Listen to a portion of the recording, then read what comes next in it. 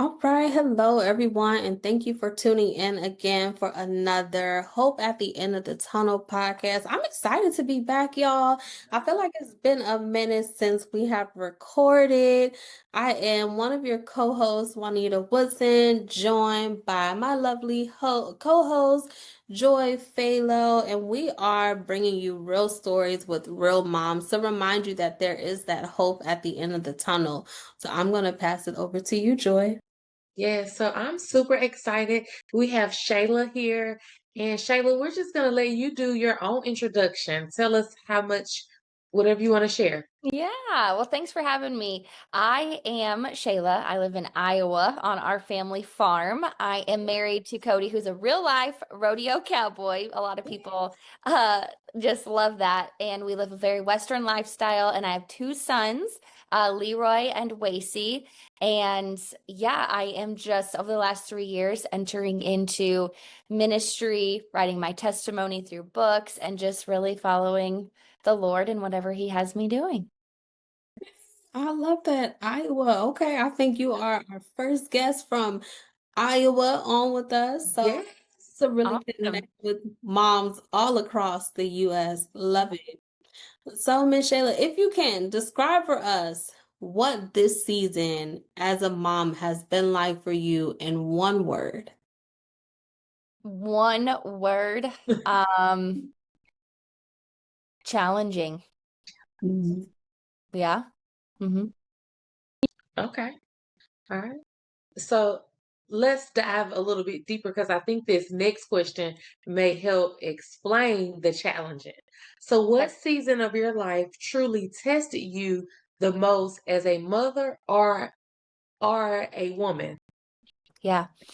The reason motherhood has been so challenging is because it forces us to look at what's actually going on inside, right? Inside of our heart. Um, I guess I was one of those people that I was a little naive. I was blindsided with how hard motherhood was. I kind of thought, it's going to be great. Just based on my past, I was really looking forward to marriage, to motherhood, to leaving my past behind, moving forward, new life, right? New beginnings. And I was just blindsided with how hard it was. My firstborn, very strong-willed, and now I have a second. And just through these almost 8 years now that I've been a mom, it has been challenging and healing at the same time because it has forced me to truly sit with, okay, yes, these are the behaviors that I'm exhibiting, right? Whether it's yelling or whatever, but it's Mhm. also forced me to sit with the shame, guilt, maybe confusion that I'm feeling in parenting, whatever. And so, even though it's been so challenging, it's been the most transformative experience of my life because it's been so healing and um, shows what's actually going on inside of my heart if you let it, if you're aware enough and if you let it. Yes, yes. Shayla, what did you do before you were a mom? You said you've been a mom for 8 years? Yes. Yep. Okay. Almost 8 years. My husband and I have been married almost 10 years. And before I was a school teacher. And then when I became a mom, I stopped teaching and I was like, I'm gonna be a stay-at-home mom. Well, financially, we couldn't really make that work. So I started to do a lot of online businesses just to make extra money. Well, that turned into chasing success, chasing money. Like I was in this online space and it became my identity and I had no idea really what was happening, but I was trying to get validation from the world instead of validation from Christ, and it just developed into an idol. And so those early years were, looking back, it's hard because I put my son down so I could be on my phone, right? You're disrupting me. I need to be on my phone. And then 3 years ago is when I really started um, seeking first the kingdom of God and his righteousness. And he began teaching me what this actually looks like to be a mom partnered with Christ. And it has changed literally everything for me. That's big. So what emotions were you carrying that others may not have seen in that season? Mm. What emotions? I carried a lot of anger, resentment, bitterness, and honestly, people could see it. Like my husband could see it, my kids could see it. But I didn't understand what the root was. I didn't know where it was coming from. That's where shame grabs a hold, is when you know you're not living the way you want to be living or loving the people you want to love well, and you know it, but there's this disconnect. And I felt so much shame internally and guilt internally, and then also was harboring a lot of anger and resentment and bitterness.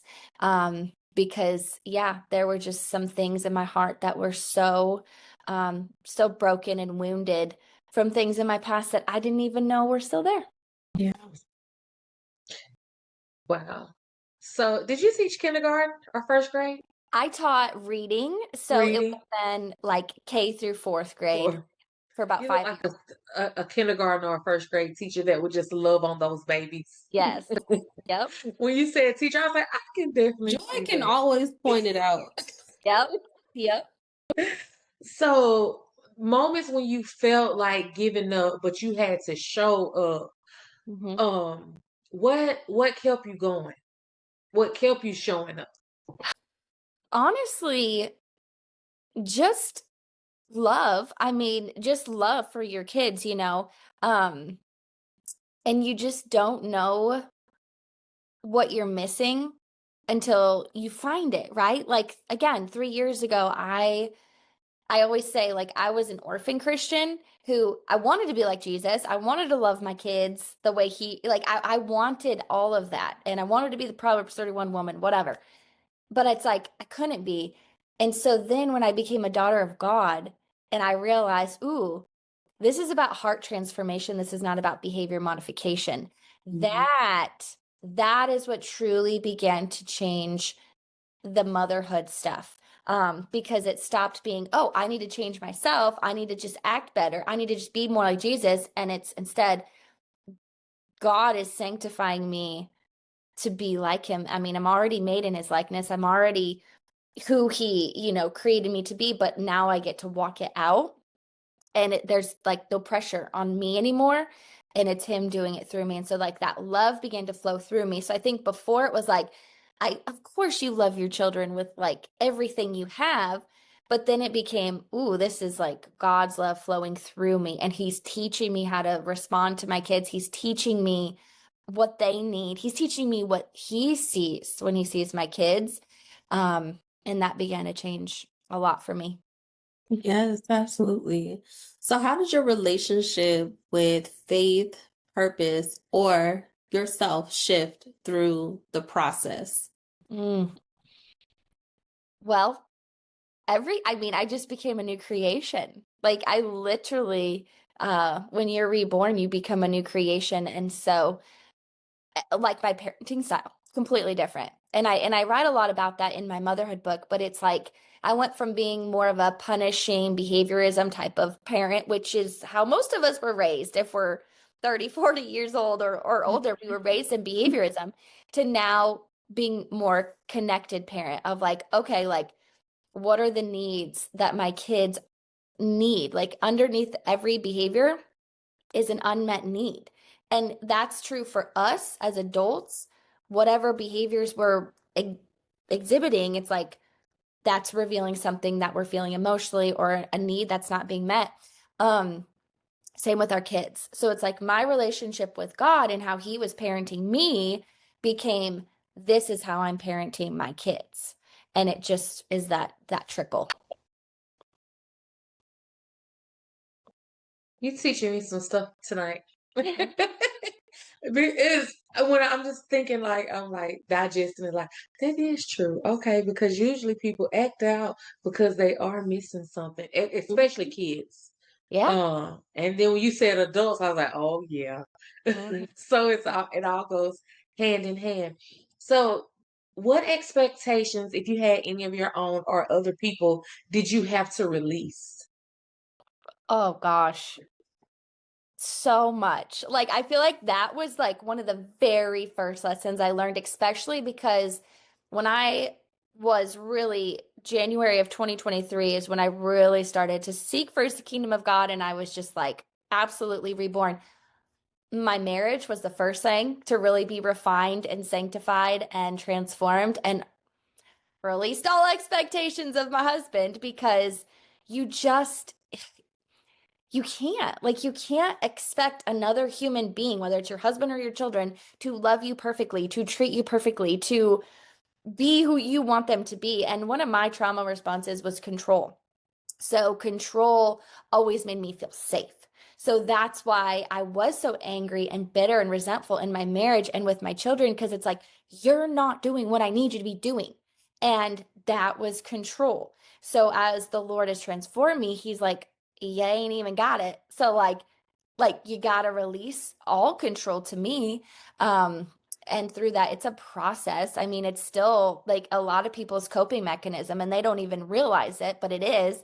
And so yeah, I've learned to release a lot of expectations. And with my children, I feel like it's different because you still have to, you are still in the authority and there are still things we have to teach them, right? Versus our husband, it's different. But there's just so much more grace. There's so much more of, hey, let's look at the layers underneath of what's going on instead of just looking on the outside. And it takes a lot of time to get to that point. And I still mess up daily, but it's a work in progress. And it has truly the connection I have with my boys. It's beautiful. Yes. And If you, oh, no, go ahead, Joy. if you don't mind, Shayla, do you mind? You said back in 2023. Mm-hmm. How old were you, if you don't mind sharing?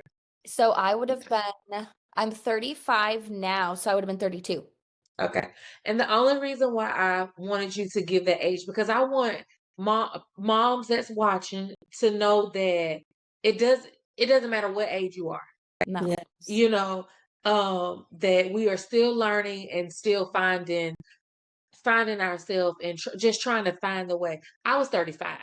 So, and Yeah. you were 32. So that's what I just like to, put that out there. So it's like a little disclaimer. It doesn't matter how old you are. Yeah. Yeah. Okay, Juanita. No. That's good because I think that honestly, that next question was going to kind of tie into that. So looking back now, what strength do you see that you did what strength do you see that you didn't recognize then?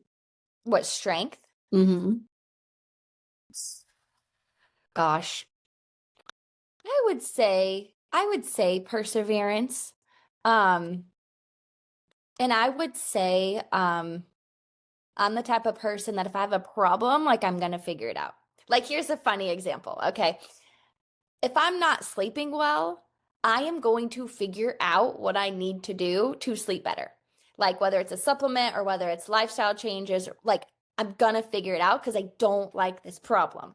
And I think back then I had that, but I looked for the solutions in like things, whether it was a supplement or it was a personal development book or a strategy. Now 3 years into my journey with the Lord, it's like he's first, right? So like he is first and he's my solution, and then he's going to give me the resources that I need, but I have to be rooted in him first. But back then I had the perseverance and I had the drive to be like, I'm not going to stay stuck, I'm not going to stay here, I don't like this, and I'm going to keep moving forward. That's good. It's funny that you use the example sleep because I've been waking up at 2 and 3 o'clock in the morning, and I'm like, okay, God, let's talk. What do you want to talk Yeah. about? Yeah. Please, He's trying to say something to you. yes, please tell me. Let's talk about it because I want to go to sleep. And then I start praying if he doesn't tell me that. It's just coincidental that you use the sleep one. So, what truth would you want every woman to hold on to during hard seasons? Mm, that this seems so simple, but that you are loved, like, and you are seen. One of the chapters in my book, one of the first chapters is like, I'm all alone because I thought I was all alone. I thought I was the most terrible mother ever. I thought no one else could be as bad as me, right? And especially when we're looking at social media and people's highlight reels, you really think like, I'm the only one experiencing this, or I'm the only one with this child that's acting this way. And so, really, the truth is like, You are loved no matter what. And the gospel is good news. And there is so much grace for you, especially, I just feel like God has special grace for mothers. Because it is the hardest thing most of us have ever done, especially in this generation where we're healing, like we're like reparenting some things, and then doing that with our children, and it's a lot to carry sometimes, but man, God has so much patience for us and so much love for us. Yes, absolutely. Shayla, tell us about your book. What's the title of your book that you have for Yeah. mom? Yeah. So my first one was 10 Things I Hate About My Husband, and that was my marriage testimony. And it was very successful, grabbed a lot of attention because women were like, "Oh, I don't like my husband today. What's this all about?"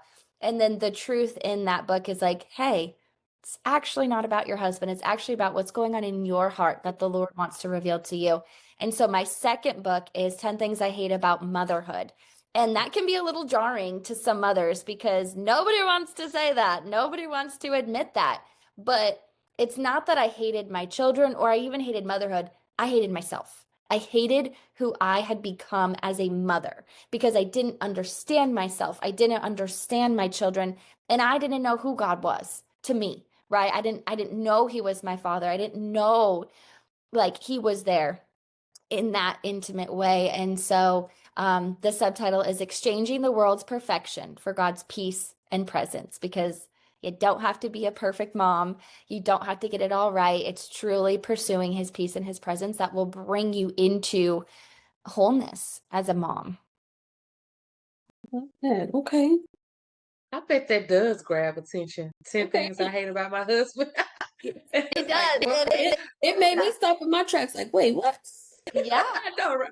When Well, you I said, I was like, told oh, when I got the dream, I came in a dream, I told God literally 2 days later, I said, "You're gonna have to give me a title because I'm not gonna write a book called My Marriage Testimony and just expect people to buy it. Like I need a title that went in," and it just came, and that book sold like 11,000 copies in 1 year. It was wild how Imagine. crazy it went. Yeah. And so this book has been a little bit different because it's even deeper. It's just deeper than marriage. And I think a lot of moms sometimes are scared to go there, to unravel it because whether we're busy or we just are like, that's in the closet. I don't want to open it. It's hard. And then my third book is 10 Things I Hate About Myself, and it's going to go even deeper. So it's a series, and it's really beautiful what he's done in my heart, and I just want to share it with people. Yes, I love that. I love that. Okay. So, what does hope look like for you in this season of your life? What does hope look like? Mm-hmm.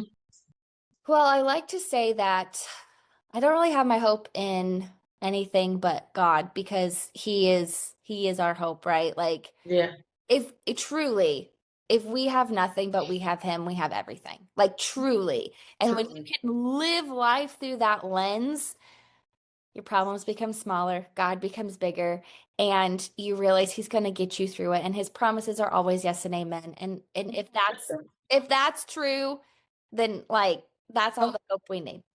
that's it. Come on. That's it. That'll preach. Yeah. Yes, yes. Well, let me ask you this question then, right? Because we know what hope looks like for you in this chapter is just, yeah, your mind is on Jesus, right? But what does hope at the end of the tunnel mean to you? Mm, at the end of the tunnel, I think it means testify. Like testify, like let people know what he's done because we're gonna have challenges, we're gonna have hard times. I mean, we're actually going through it right now, and it's like we are going to look back and be like, that was a really hard season. That was really challenging, but like, look how much we grew from that and look at the story we have to tell now. So I just think like the end of the tunnel means you've got a story to tell. I'm thinking of that song. And that's the whole point of life, right? Like, we got to tell our stories with the world, they matter. Yes, Wow. absolutely. Wow, thank you so much for taking this time out, Miss Shayla. So, how can viewers connect with you on social media and also grab copies of your books? Because we want to make Yeah. sure that they can get those. Yeah. So my website is Shayla Marie Huber. Those are the copies that come signed and bookmarks and all the things. You can find me on TikTok at Shayla Huber 30.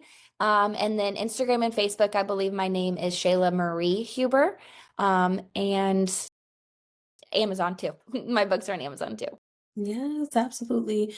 Well, this has been a great reminder that there is that hope at the end of the tunnel, but there is hope in the tunnel with us, right? Amen. There is Yeah. hope in the tunnel with us. So please make sure that you go and connect with Shayla on her social media. Go and grab a copy of her book. And then make sure that you stay connected with the Hope at the End of the Tunnel podcast. We have another Hope Summit coming up this summer, so you want to make sure that you stay connected with us. We have some amazing things in store. And as always, we appreciate y'all rocking and rolling with us. Until next time, y'all take care.